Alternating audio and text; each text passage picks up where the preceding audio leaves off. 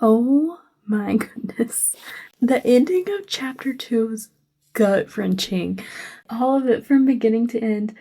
I feel like I need to try to go in some kind of linear order, but I literally just finished it and ran back down here to my laundry room. This is, I guess, where I'm gonna make my reactions because it's one of the few places I can be without having screaming children in the background. Anyway, so first, at the beginning of the chapter, that's when the world erupts. I love the reference to Peeta's dad. Again, that's my assumption. He's a Malark and he's the son of the baker. So that's gotta be Peeta's dad.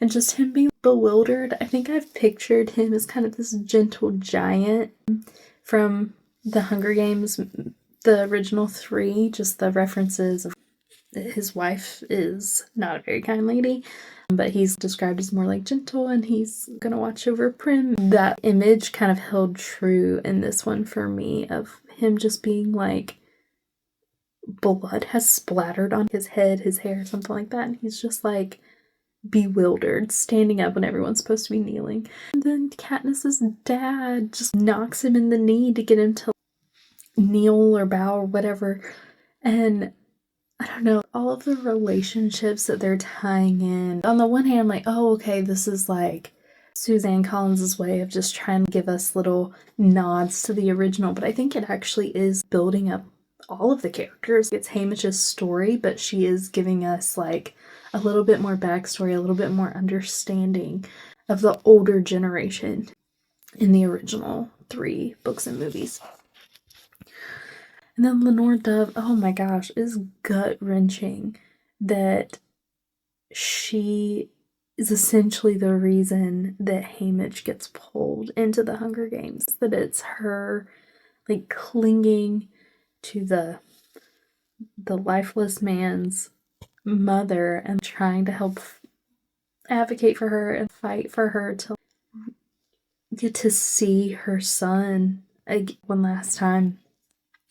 And then Haymitch stepping in to protect her, that's what gets him singled out. It wasn't even his name getting drawn from a bowl that he had his name in 20 times. That's what you think is going to be the reason.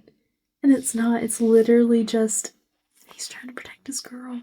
How they're building up his relationship with Lenore Dove, like, oh my gosh, I know I'm gonna end up in tears by the end of this. Like, honestly, that part at the end of this second chapter, I thought I was gonna tear up.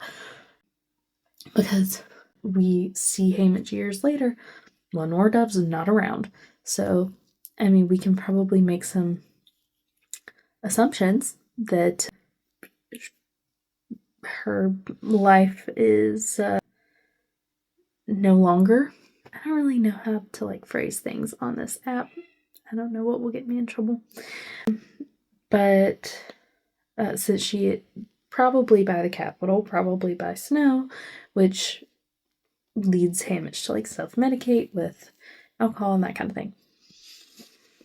He wouldn't have even been in the Hunger Games. He could, who knows, maybe they would have had this really happy life together, as happy as you can be in the scene together, you know? But if it wasn't for the events of this day. But I guess that's life, you know? Like, one thing kind of wreck your whole world. Anyway, so that's kind of heartbreaking. And I can't imagine being the girlfriend, being in Lenore Dove's shoes. Like, I would be riddled with guilt. I mean, I am a person that struggles with guilt and shame in general, but I would be riddled with guilt. Hopefully, I feel like she's gonna channel that into rage and rebellious acts. But yeah, and I hope that is the case for her, that she doesn't just wallow and deteriorate in the guilt.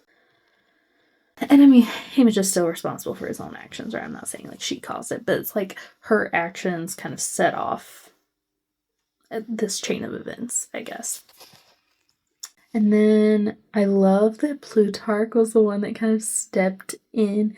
I'm ready to go through the Hunger Games, the original 3 books, to refresh myself on how I feel about Plutarch, because on the one hand, I'm like, I mean, he really did a lot for the rebel cause, and so I remember him positively, but I also feel like he was part of Queen's plan to do the double bomb to, the end prim. But I can't remember. But then I feel like there was some reference where he sent a letter to Katniss that was basically like, you turned out to be exactly who I thought you would be. Almost like saying thank you to Katniss of like, good, you handled your business. You got us what we needed kind of thing. So I remember him positively, but we'll see if my opinion of him changes throughout this book and throughout the original 3. But yeah, I love that nod to him, and he's really the one that ended up saving Lenore Dove and buying Haymitch a bit more time with his family, getting to actually say goodbye.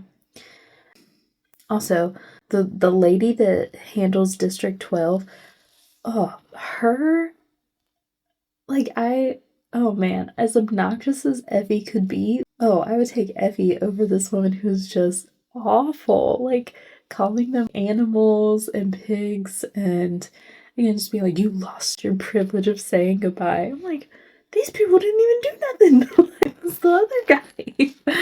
So, I don't know, that just kind of sucks. And I meant to say this in the last, about chapter 1 too, but it really is something about the townspeople versus the seam and the class differential there.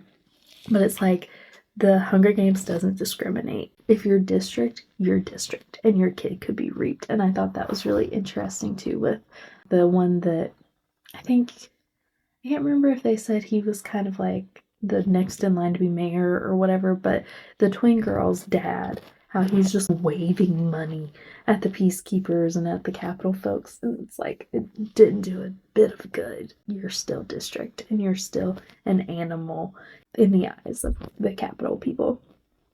Wild. It was heartbreaking, the goodbye. And I can appreciate him basically being like, Mom, don't give this guy the reaction that he wants. Don't be a pawn in their games. Don't increase the attention of this. But I can only imagine, as a mother, I would probably do that too. Of like, okay, no, I'll give you what you want. Let me just hug my kid one last time. Because, I'm sure there's always hope that he's going to survive, but the odds are not good. So I thought that was just a really clear indication of a mother's love. And again, you have to think, something's going to happen to all these people that care about Hamish so much that he is going to fight so hard to get back home to, and it's probably not going to be pretty. So I feel like that's always in the back of my mind with all of this. Hamish's story is going to be rough, and I'm going to, I don't know if my mental health is in a good enough place for this book. I'm like, little Sid, what's going to happen to Sid? So we jumped 40 years? I think Ballad of Songbirds and Snakes was the 10th Hunger Games, if I'm remembering that correctly. So we jumped 40 years. And then the next set of books will have jumped roughly 25, right? Because the 75th Hunger Games is the third quarter quell. But anyway, I love how when we jump, we see how the treatment of the kids changes over time. Because, the first one, they're just literally treated like animals. They're starved, all that good stuff. And then we know in the original 3, they're kind of in a life of luxury for the time. I mean, I don't think that justifies putting them in a killing arena by any means, but they get kind of pampered and they get all of the nice food and they're freely walking about their train cars. But in this one, that kind of midpoint, they're still shackled and put in kind of like a prison car kind of thing. So it's really interesting how you see kind of some shifts. I'm curious to see in this timeline how that development of how the tributes are treated continues to evolve. I'm really curious what their quarters are going to be like. Is it the zoo animal cage versus the penthouse or whatever? So I'm curious to keep an eye out for that. And yeah, and then just that end, that, oh, gut wrenching when Lenore Dove is like out on a ridge, and it was almost like she knew he'd be like looking out their little windows or whatever, the one window in the train car that he's in, and you see her just scream or wail, and I can just picture him beating on the window, he said, until his hands bruise. And then he's like, I'm just so glad that she didn't let Plutarch capture our goodbye. It's like, man, yeah, like that's something for them, that just between them. And I can't put my thoughts into words. That was just gut wrenching. Definitely felt like I was tearing up on that one, because I can imagine. I adore my husband, and if he was just ripped away from me, oh, wailing, it doesn't even begin to cover the emotion, the behavior I would be expressing. So it's just, man, I don't know.